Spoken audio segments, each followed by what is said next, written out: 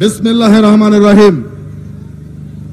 মহান মে দিবস উপলক্ষে, আন্তর্জাতিক শ্রমিক দিবস উপলক্ষে আজকের এই বিশাল শ্রমিক সমাবেশের সংগ্রামী সভাপতি, আজকের এই বিশাল সমাবেশের প্রধান অতিথি হিসেবে উপস্থিত থাকবেন বাংলাদেশের 18 কোটি মানুষের আশা আকাঙ্ক্ষার প্রতীক, গণতন্ত্রের প্রতীক।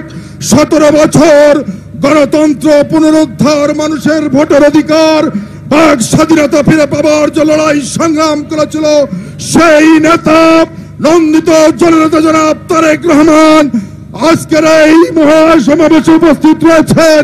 বিএনপির বিপ্লবী মহাসচিব নন্দিত জননেতা জনাব মির্জা ফখরুল ইসলাম আলমগীর সহ জাতীয় নেতৃবৃন্দ, অঙ্গ সহযোগী সংগঠনের নেতৃবৃন্দ, জাতীয়তাবাদী স্বেচ্ছাসেবক দলের বিপ্লবী সাধারণ সম্পাদক নন্দিত জননেতা রাজীব হাসান, দক্ষিণের সভাপতি জহিরুদ্দিন তুহিন, সাধারণ সম্পাদক পাপ্পা শিকদার, উত্তরের সভাপতি শেখ ফরিদ, সাধারণ সম্পাদক মহসিন সিদ্দিকী রনি সহ স্বেচ্ছাসেবক দলের বিভিন্ন পর্যায়ের নেতৃবৃন্দ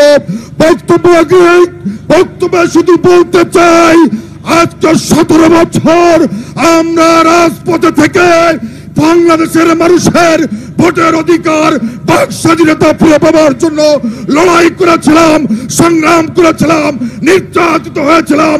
প্রিয় বন্ধুরা, জাতির সামনে 31 দফা সংস্কার প্রস্তাব প্রণয়ন করেছেন আমাদের নেতা, বাংলাদেশের আগামী দিনের নেতা জনাব তারেক রহমান।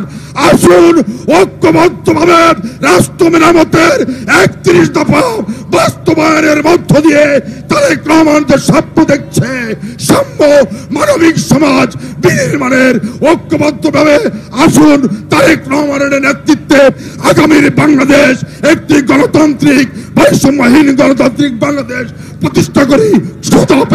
বাংলাদেশ জিন্দাবাদ, জাতীয়তাবাদী শ্রমিক দল জিন্দাবাদ, জাতীয়তাবাদী স্বেচ্ছাসেবক দল জিন্দাবাদ, শহীদ অমরুদ দেশনেত্রী বেগম খালেদা জিন্দাবাদ, আমাদের ভারপ্রাপ্ত চেয়ারম্যান, আমাদের সাংগঠনিক অভিভাবক জনাব তারেক রহমান জিন্দাবাদ জিন্দাবাদ। সকলকে ধন্যবাদ।